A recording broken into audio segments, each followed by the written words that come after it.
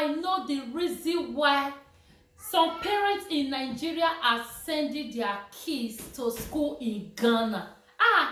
My people, and no, it's not nowhere Ghanaians so much invest in their education, my people, because education is the key. Okay, my adorable people, so that is what we will be watching in this live broadcast. Okay, try and watch till the end so that you can know much about Ghana education, because it's just the best. When we come to the old West Africa, trust me, Ghana education is just number one. Okay, my people.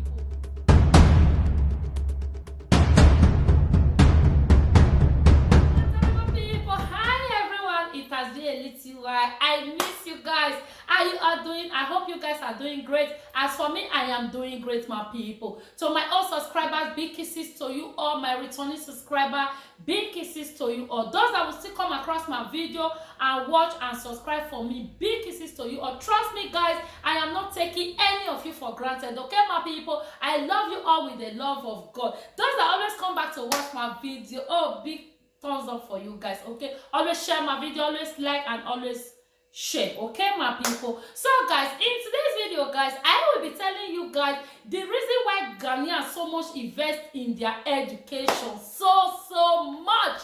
They don't joke when it comes to do with education, because my people, education is the key. Hey, is the key. Honestly, sometimes when I see, I will say, oh God, I wish my dad is rich. I believe, or I wish my dad really stay long for me. I believe, I will school to the extent I will say I don't want to school anymore. I will make sure I acquire the degree, because I love education so much. You know, what you so much love, sometimes it's very difficult for you to achieve it, but it's okay, my people. So that's why I decided to deliberate on this education issue, because what education is the key. Okay, my people, there is one lecturer that we will be watching today, how he narrated the whole thing that is really happening when it comes to education in Ghana. Oh my God, it's so interesting, my people. Very interesting, because why I really decided to bring it to my viewer, my lovers in there, is that we have other African countries, the way Ghanaians are really investing on their education. They are not doing it that way. Okay, and the amazing part of it, my people, do you know that let's talk about the junior students. Okay, when they cannot read, the lecturer try his best to make sure that child can read in public. Is that not amazing? Let's go to the senior high school. It's the same thing. When you don't know how to read and write the way they really want it, my people, they put more effort to it to make sure that you come out the best. They put more effort to it to make sure your family will say, yes, this is what we want. But hey, in the other way where I am coming from, if you like, you study. If you like, you don't study. It's none of their business, so they don't care, they don't give a damn. If you like to study, you don't study, it's none of their business. When they give you either mathematics or English to sort out, when you fail it, they are going to lash you. They are not going to just take it easy with you to make sure they really talk to you much about that English subject or mathematics subject for you to really to enlighten you more. They are not going to be patient for you. Okay, my people. So honestly, when it comes to education, trust me, Ghanaians, they are number one. They are really doing well when it comes to education system. It's now I know with a lot of my country people in Ghana, schooling in Ghana, the way they really describe Ghana education, my people. I said, why not my time? Why not my time? I know my mom can afford it. I know she can do it. Because our own is so expensive. That is the reason why she did not afford it for me. Okay, my people. So that is the reason why I bring this to my adorable people. Yes, my people. Ghana, they are really trying their best when it comes to education. Because education is the key. They don't want their own citizen to be an illiterate. They don't want it. And honestly, for me, for my own experience in a lot of Ghanaians have contact with my people. I've never found illiterate. Sometimes when they speak, I will say, maybe this person that, oh, you didn't even went to school. Give that person book and Bible, my people. Hey, they will say, Charlie, you said I didn't went to school. What are you talking about? When he starts to display, I will just say, oh my God. It's now I know the reason why poor citizens can afford education in Ghana. Just like Europe, where we are today. Just like Europe, even though you are an asylum seeker, your child can still attend school. Even though you don't have documents, those people that have documents, your kids will be attending the same school with them.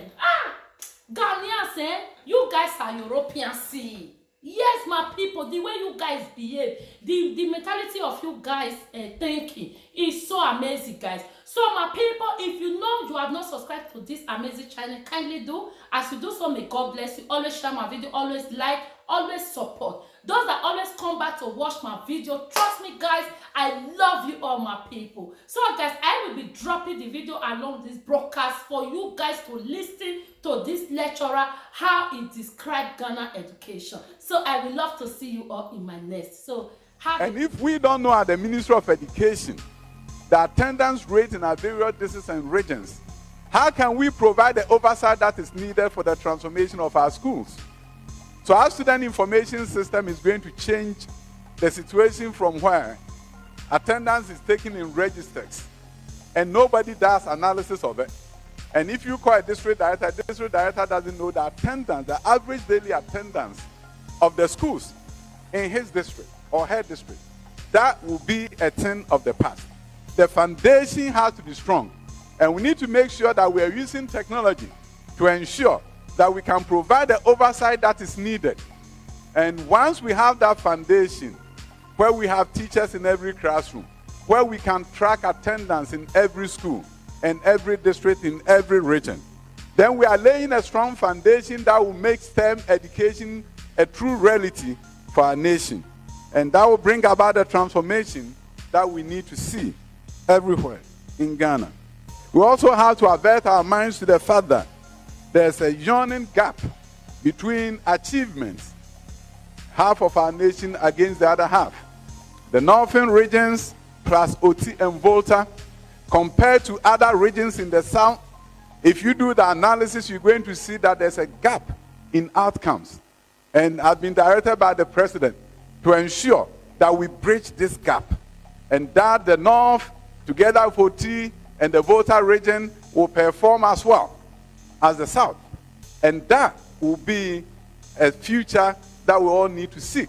Because you see, it doesn't inure to anybody's benefit for parts of the country to underperform, while the other half does well. The whole country should be doing well. No region, no district, no community should be left behind.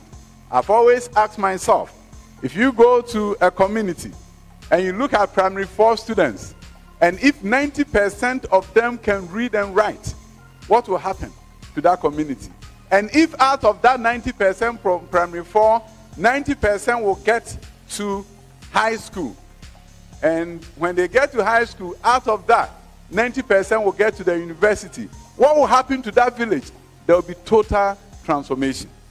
We have received commitment from various agencies that want to support us in that agenda, in what we call the Communities of Excellence program, to begin to take a look at how do we help communities to transform their fortunes. How do we take a community and say that we have 90% of the students reading at proficiency levels? And by the way, when we talk about that, for those of you who are gathered in this room, it may be that you can't even associate with it because your children are reading proficiently. But that is not the case. Around the world, 87% of 10-year-olds cannot read proficiently. In this country, in 2015, an assessment was done of all primary 2 students. And at that time, only 2% could read proficiently. And even now, we will not get more than 15% reading proficiently. That era must be over, and it should be over soon. That our literacy levels will improve, But why is it that we are talking even about this in the 21st century? It's because we've not been measuring to even know what is going on.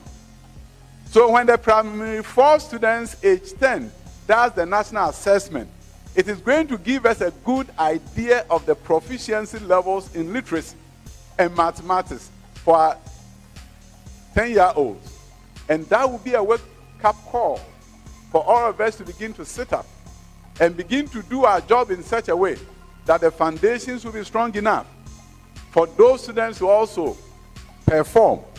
And then that then gives us the foundation that enables us to do STEM and do it very well. I want to lay this foundation before we move into how STEM is going to look like in the coming years. But if we don't get the foundations right, STEM education will not inure to the benefit of all. Some will progress, others will not, and will be creating two Ghanas. Ghana for the rich and Ghana for the poor. And Ghana for the poor will have talent bottled up that will never come out to be used for the total transformation of our nation. And that will not be good for our country. So when the president directed as part of the Free Senior High School that top schools should reserve 30% of their spaces to students who went to public school, it was to ensure that we do not create two Ghanas, that there will be one Ghana, where the child of the cocoa farmer, the child of the fisher folk, will be able to gain access to Mfantsipim or any other school, top performing school for that matter. So that agenda of the president, the Free Senior High School, the double track, everything that has been done is geared towards making sure that we create one Ghana. A Ghana where a child will have the opportunity to realize their fullest potential, irrespective of their parents' income status. So science, technology, engineering, and mathematics is a response, our nation's response to the 4th industrial revolution. That is our education 4.0, an education system that will see to it that in our high schools, teachers are located in the classrooms and students go to visit them. In the current regime, students are in the classroom and the teachers are guests of the students. So you walk into a classroom and you see the walls of the school, and these are top-level schools. And you see on the walls are written various words. Lomoto was here. Jojo was here, 1999. Kojo Mensah was here some. And it will all be inscribed on the walls. And sometimes I look at it and say, wow, the classroom environment is so boring. So we are changing that. In the next term schools that we are operationalizing, you are going to see the teachers in the classrooms. You are going to see the smart screens, smart boards in the classroom. You are going to see all the artifacts provided so that the teacher can perform and perform creditably. There are a number of schools, and I'll mention their names to you. If you happen to be in one of those areas, you can see what the president has done. We call these schools, and the classroom blocks is called the V blocks. They are shaped like a V. And great things are happening there. If you visit Abomosu in the eastern region, you visit Pasempe in the northeast region, Kwadaso in Ashanti region, Daba, Awaso, Weja, Kwanse, Diaso, Deduako in the Bosomtwe district. You are going to see schools that are well constructed, schools whose architecture is second to none in Ghana and competes very well with others around the world. In each one of these schools, whether it's the Kwadaso Creative Arts High School or the other STEM schools, there will be 12 science labs in the school. 4 chemistry labs, 4 biology labs, 4 physics labs, and in addition to that, you're going to have 4 computer labs. This is the shape of the V block. This one is under construction. I think there are a few that have been completed, and we are getting ready to operationalize some of them. Look at the buildings. This is the V block. This one of the buildings are Pasempe in the northeast region. These are full-fledged boarding schools built by the present government to ensure that children can come here from all corners of the country. We have also ensured that in areas where there are E-blocks and there are no dorms, of course E-blocks didn't come with dorms, there are no facilities for students to come there and for the schools to be operationalized. We are building dormitory blocks so that the E-blocks can also be operationalized for the benefit of the Ghanaian student. Those resources that were used in building the E-blocks were the resources of this nation. And the president has directed that we do everything possible to ensure that in cases where the E-blocks were not built in the middle of town and the schools cannot be open because students cannot just walk there, as is the case of Drobonso. If you go to Drobonso, the E-block is in the middle of nowhere. And it's difficult for you to, we attempted to open the school, we only got 3 students. Nobody will select them because they can't even walk from the nearest town to the school. But the government is not going to wait for that investment to be wasted. And therefore, if you go to Drobonso today, a girls' dormitory block is nearing completion. A boys' dormitory block is also about to be completed. And once those dormitory blocks are completed, we are going to open the Drobonso E-block facility as a full-fledged boarding school for the benefit of this country.